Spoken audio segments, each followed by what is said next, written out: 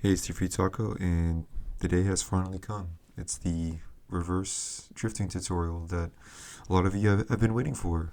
But before we get into, how to reverse drift, I just want to talk about a couple of things regarding reverse drifting. So, pretty much the most important thing is skill level. If you're a beginner player or, even an intermediate player in terms of your skill level, I wouldn't really recommend learning it. I'd really focus more on learning the basics, making sure you could hold the line, have complete control of your car because you kind of need the fundamentals to know how to reverse drift. And also, this is the most important part. My reverse drifting style is different and it's not for everyone. A lot of the people that know how to reverse drift, they rotate their camera around kind of like this to basically see where they're going. But I don't do that because I can't because of my controls. My controls are a little weird, so I have to reverse drift a little different. So yeah, basically, I don't see where I'm going when I reverse drift, and if you see my videos, then you know that. Also, this video will be using hard handling. I feel that's the best way to learn how to do this. Maybe if you really struggle to learn how to reverse drift, you can use medium, but at that point, I focus more on learning the basics than learning how to reverse drift. And last thing, it's important to practice in an open space before you get onto the track and try and just reverse drift. You gotta kind of learn how to manage the car before try and take perfect lines going in reverse. And when I first started learning how to reverse drift, I used the big open space on Drift Playground. That big open area, like in the spawn, is great for practicing. So I'd highly recommend that.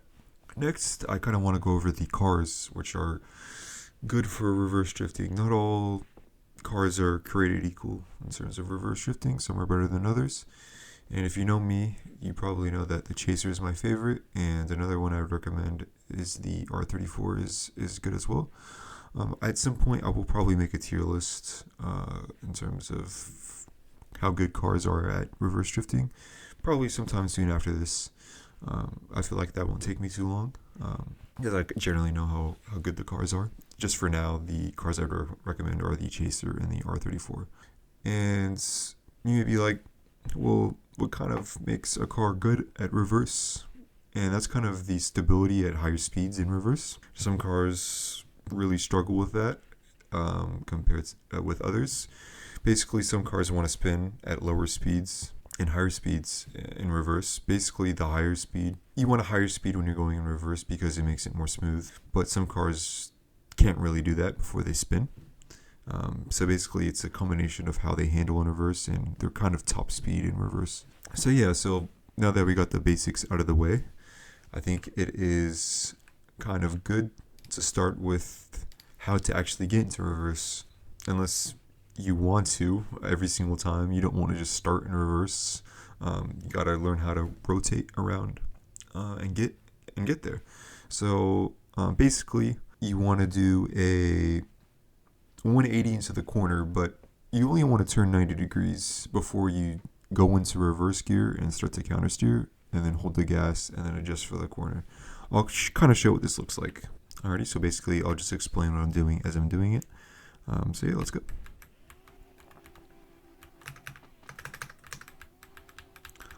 Alright, decent speed, turn, 90 degrees, little brake, adjust for the corner.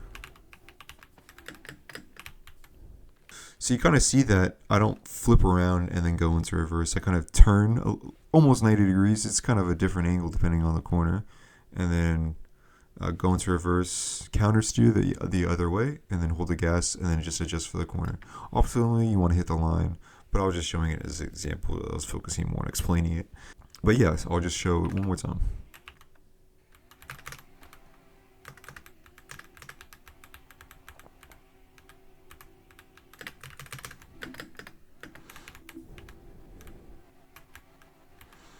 Alright, you can kind of see that, that wasn't perfect, but the concept is there. Another important thing is, reducing your speed for the corner as well. You can kind of see me hitting the brakes as well.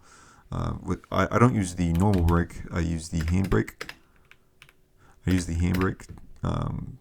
Because I feel like it's better at maintaining the angle instead of snapping the car back, and kind of controlling the car. All right, so now that you know how to entry, cornering is also important as well. Trying to get through the corners. So basically, what you want to do is hold the gas as much as possible. Sometimes you have to let it go to let the car turn, and kind of quickly tap the turning key as you see fit. You're kind of using gas and the turn key to kind of turn the car, but you also just want to let the car do the work of turning. You just don't make it too complicated in terms of holding the turning key too much, because if you hold it too much, the car is just going to rotate back around.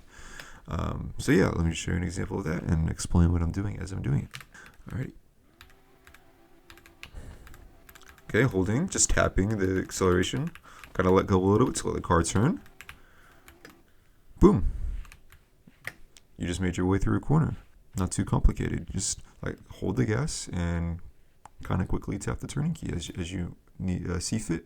You kind of see how let the car do the work of turning. Over the course of the corner, it will reduce the angle and kind of try and straighten up. That's where letting go of the gas or tapping the turning key will kind of let the car turn. So now, next, you got through a corner, but as you can kind of see, I stopped before the transition. Transitions are a little different.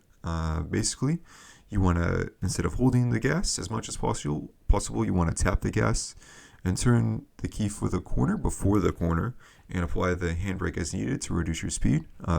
If you're going to a slower speed corner, mainly, or even a similar speed corner, you kind of need to reduce your speed. Once you get the car kind of initially turned into the opposite direction, or the direction for the next corner, then you can kind of let the car turn itself. The more you let go of the gas, the more the car turns. And this is a very important fact, just for reverse drifting and overall, is that if you let go of the gas, the car will try and turn around. So the longer you let go of the gas, the more it will try and turn. You can use this to your advantage, and it could be a disadvantage as well if you're timid of using the gas. Let me just go through an example of going through the first corner and transitioning into the second. Alrighty, so making our way through the corner here. Starting to turn, let the car turn itself. Another transition, there we go.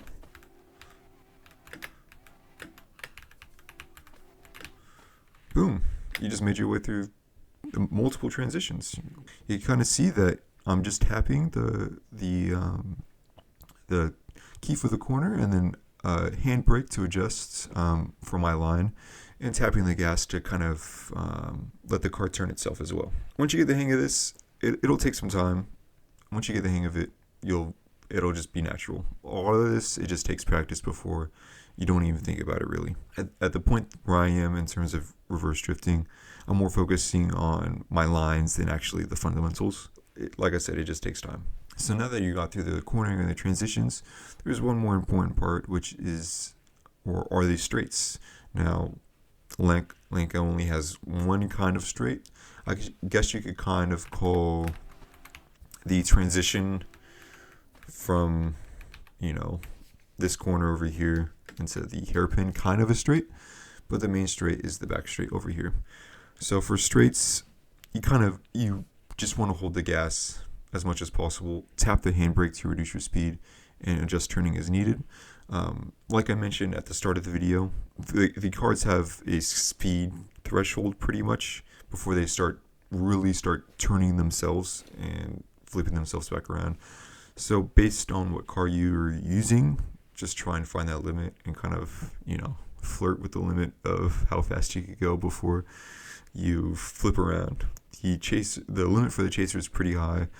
I think the highest is for the Halloween car, the Interceptor, but the Chaser feels the best for me, so that's what I use. So yeah, let me show you an example of that. Okay, so we're just going through the last corner, follow the line, get into the high speed, we're starting to turn, handbrake, kind of adjust to the right side for the corner, brake a little, follow the line, boom. And there you go. Those are pretty much all of the fundamentals for reverse drifting. There is one last one that I will talk about, which is turning around. This one shouldn't be too complicated. Basically, if you feel like you need to bail out of reverse drifting or you're going to crash, or you just want to go back to reverse drifting normally, you just want to turn and let go of the gas a little more than normal. You kind of just have to find where it's at in terms of where the car starts to flip around itself and just let the car do the work. I definitely would recommend doing this into a hairpin, like the hairpin over here. It's a great place to do it, or even just into different corners. Just into corners is the best way to do it. On straights you can as well. It's a good, actually I would say it's best to practice on these straights because it's a little more forgiving. But in terms of smoothness, I'd recommend doing it to corners, which I could show you an example of that now. Let go, gas, boom. It's not too complicated. If you can see my keys, I'm letting the car turn itself around. And once it's most of the way around, I start hitting the gas and then go into second or third gear depending on the car. A lot of the cars should be in second gear, I should mention, depending on how fast you're going. Some cars are okay with third. The Chasers can use third if you're going fast enough, but I usually use second and then go up to third immediately just so I could keep the wheel spinning. It's an important skill to learn, in terms of going around the track and kind of showing off, pretty much flipping back and forth between going in reverse and going forward. So yeah, that's pretty much the actual increments of the things you need to learn for reverse drifting. There is one kind of whole thing that I'm kind of avoiding, which is because of the way I drift, how do I know where I'm going? Basically, the answer to that is just memorizing the whole track. That's what you have to do. If you learn how to reverse drift where you rotate your camera around, obviously you don't have to do this because you're seeing where you're going. But for me, I can't do that. So what I found, if you do it like me, is really practice on the parts you're struggling with, and that's just overall for the game, is find what you're struggling with and try and improve that. If there's a specific corner you're struggling with, or if you're struggling with transitions, just focus on that. Try and figure out what the issue is and work on that. It's important to becoming a better player. Just practice your basics first. Get your handling down before trying to learn the whole track as well, because if you aren't able to drive around the track smoothly, then what's the point? if it just looks awful, then you're not really doing the point of reverse drifting. You want it to look good and not just awful. That's the whole guide for reverse drifting. If you have any questions, please let me know. I'll answer them in the comments for sure. If you have any concerns or if you need to add anything, feel free. I love feedback on this, or if you have any questions, just let me know.